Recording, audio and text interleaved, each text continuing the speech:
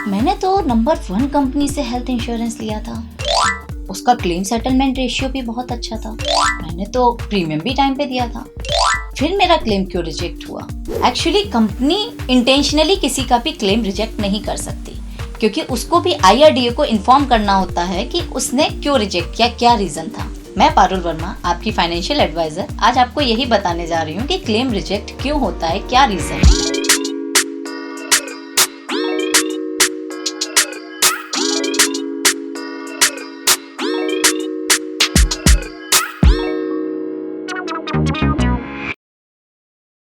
सबसे पहले claim reject होने का रीजन होता है नॉन डिस्क्लोजर। नॉन डिस्क्लोजर का मतलब है कि आपने जब भी कोई भी मेडिक्लेम लिया है तो वो टाइम पे आपने कुछ भी चीज हाइड तो नहीं की है। जो भी कंपनी ने आपसे पूछा उसमें आपने कुछ गलत तो नहीं इन्फॉर्म किया है, या कुछ डिजीज है वो हाइड तो नहीं की है। तो इसको हम नॉन डिस्क्लोजर बोलते हैं। लाइक जैसे सपोज किसी को डायबिटीज है, या किसी को हाइपरटेंशन है, या अस्थमा है, और उसने कंपनी को नहीं बताया कि मुझे ये ऐसा ऐसा प्रॉब्लम है। या जब कंपनी आपको हेल्थ इंश्योरेंस देती है वो टाइम पे पूछती है क्या आपकी फैमिली में किसी को है, किसी का ऑपरेशन हुआ है, कि आप किसी की मेडिसिन लेते हैं। अगर आपने किसी भी चीज का रिप्लाई सही नहीं दिया है तो आपका क्लेम रिजेक्ट हो सकता है। क्यों? क्योंकि आपको तो लगा कि मैंने तो कंपनी को बोल दिया कि मुझे तो डायबिटीज नहीं है या फिर मुझे तो अस्थमा नहीं है, लेकिन पॉलिसी लेने के बाद हो गया। सपोज आपने हेल्थ इंश्योरेंस ले लिया, लेकिन जब भी क्लेम आया तो क्लेम लेते टाइम डॉक्टर्स एक मेडिकल हिस्ट्री लिखते हैं, जिसमें कि ये लिखते हैं कि आपको डायबिटीज कब से है, या अस्थमा कब से है, या आपकी कब से बीमारी है, या कब से आप मेडिसिन ले रहे हैं। अगर वो इन्फॉर्मेशन आपके प्रपोजल फॉर्म से डिफरेंट है तो कंपनी को पूरा राइट है आपका क्लेम रिजेक्ट करने का। बहुत से लोग कहते हैं मैं तो ड्रिंक नहीं करता, मैं तो स्मोक नहीं करता, लेकिन जब पॉलिसी ली थी तब तो नहीं करता था, उसके नेक्स्ट मंथ से या नेक्स्ट डे से या नेक्स्ट ईयर से स्टार्ट की थी। और सपोज आपका क्लेम आया और उसमें ऐसा निकला कि आपके जो लंग्स खराब हुए वो ज्यादा स्मोक की वजह से, या आपको जो भी प्रॉब्लम हुई है वो ज्यादा ड्रिंक की वजह से हुई है, तो कंपनी आपके उस क्लेम को रिजेक्ट कर सकती है, क्योंकि आपके प्रपोजल फॉर्म में लिखा है कि आप ड्रिंक और स्मोक नहीं करते। तो उसकी वजह से भी आपका क्लेम रिजेक्ट हो सकता है। तो आप इस चीज का ध्यान रखिए, अगर आप स्मोक करते हैं, अगर आप ड्रिंक करते हैं, तो आप उसकी इन्फॉर्मेशन प्रॉपर दें। अगर आप इन्फॉर्मेशन नहीं देंगे तो वो कंपनी के प्रपोजल फॉर्म से मैच नहीं करेगी और कंपनी उसको रिजेक्ट कर सकती है। और सपोज आपने 1 साल बाद या 2 साल बाद अगर स्टार्ट किया है और आप ज्यादा कंज्यूम करते हैं, तो भी आप कंपनी को बता के रखें कि नेक्स्ट ईयर जब रिन्यूअल है कि मैंने स्टार्ट किया है, तो जिससे कि आपका रिजेक्ट नहीं होगा। हो सकता है आपकी पास्ट में कोई सर्जरी हुई हो, कोई छोटा मोटा ऑपरेशन, लाइक आपका स्टोन का हुआ हो, या फीमेल्स का सी सेक्शन हुआ हो, या कोई भी छोटा मोटा भी ऑपरेशन हुआ है, तो आप उसको भी मेंशन करें, क्योंकि उसकी वजह से भी आपका क्लेम रिजेक्ट हो सकता है। अगर आप ऑनलाइन हेल्थ इंश्योरेंस ले रहे हैं तो ऑनलाइन प्रोसेस करते टाइम आप सारी ही टर्म कंडीशन को अच्छे से पढ़ें और उसके बाद ही आप उसको अप्रूवल दें। और अगर आप किसी एजेंट के थ्रू ले रहे हैं तो भी आप अपने फॉर्म को अच्छे से पढ़ें कि आपकी जो डिटेल्स हैं वो उसमें प्रॉपरली फिल की गई हैं या नहीं, क्योंकि अगर डिटेल्स मिसमैच हुई तो उससे भी प्रॉब्लम हो सकती है।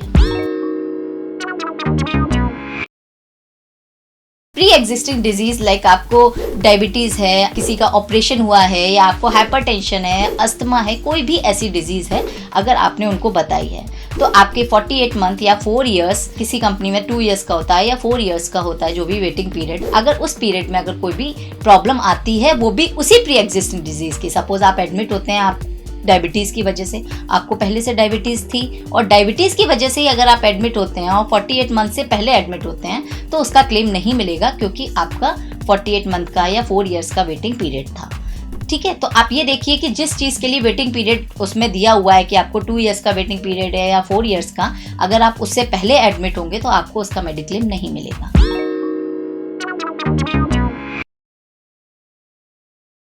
कोविड के लिए वेटिंग पीरियड 15 डेज होता है। अगर 15 डेज के बाद कोई क्लेम आता है कोविड का तो आपको उसका क्लेम मिलेगा। अगर आपका कोई एक्सीडेंट होता है तो एक्सीडेंट डे 1 से कवर होता है। कोई भी नॉर्मल सर्जरी, कोई भी नॉर्मल प्रॉब्लम अगर किसी भी वजह से अगर आप एडमिट होते हैं तो उसके लिए आपका 30 डेज का वेटिंग पीरियड होता है। अब 30 डेज के बाद ही आप उसके लिए एडमिट हो सकते हैं। अगर आपने आज पॉलिसी ली है और आप 30 डेज से पहले ही एडमिट हो जाएंगे तो उसका क्लेम आपको नहीं मिलेगा, वो 30 डेज के बाद ही आपको उसका क्लेम मिलेगा। बाकी प्री एग्जिस्टिंग के लिए तो 2 इयर्स या 3 इयर्स या 4 इयर्स का वेटिंग पीरियड रहता है। जब भी आप कोई प्रपोजल फॉर्म भरते हैं तो उस प्रपोजल फॉर्म की टर्म एंड कंडीशन को अच्छे से पढ़िए, उसके बाद ही उसको भरिए, चाहे ऑनलाइन या किसी एजेंट के थ्रू।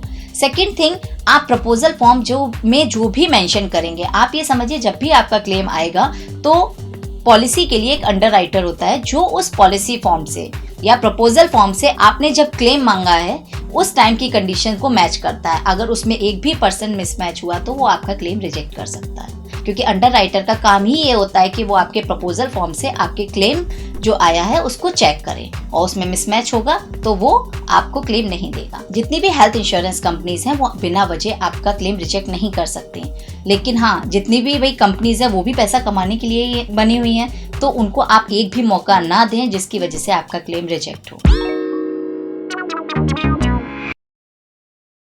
एक और पॉइंट मैं आपको बताने वाली हूँ जिसकी वजह से भी आपको क्लेम नहीं मिलता है, वो रिजेक्ट नहीं, आपको उन कंडीशंस पे क्लेम नहीं मिलेगा, जिसको हम बोलते हैं परमानेंट एक्सक्लूजन। सपोज किसी भी बंदे को कोई भी प्रॉब्लम आती है, लाइक उसने सुसाइड अटेम्प्ट किया है, सुसाइड की वजह से वो अगर एडमिट हुआ है तो उस कंडीशन में उसको क्लेम नहीं मिलेगा। किसी भी वजह से अपने आप को हार्म किया है तो उस कंडीशन में आपको क्लेम नहीं मिलेगा। सेकेंड थिंग, अगर कोई भी कंजेनिटल डिजीज है, लाइक कोई भी ऐसी डिजीज जो कि किसी को बाय बर्थ है, उस डिजीज में कोई भी मेडिक्लेम नहीं मिलेगा, चाहे वो उस पॉलिसी में इंश्योर्ड हो तो भी। थर्ड थिंग, कोई भी कॉस्मेटिक सर्जरी में कोई क्लेम नहीं मिलेगा।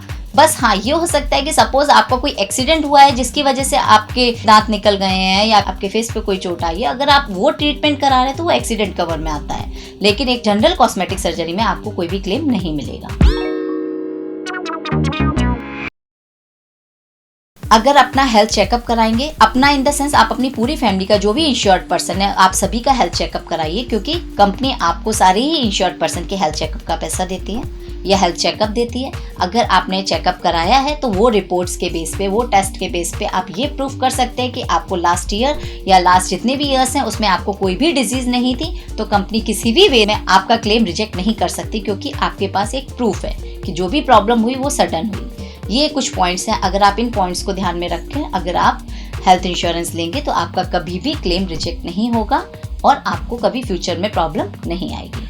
अगर आपको इस वीडियो को देखकर थोड़ी भी हेल्प हुई है या आपको लगता है कि अगर मैंने ये पॉइंट्स किए तो मेरा कभी भी क्लेम रिजेक्ट नहीं होगा, तो इस वीडियो को शेयर कीजिए, लाइक कीजिए और इस चैनल को सब्सक्राइब कीजिए। Thank you.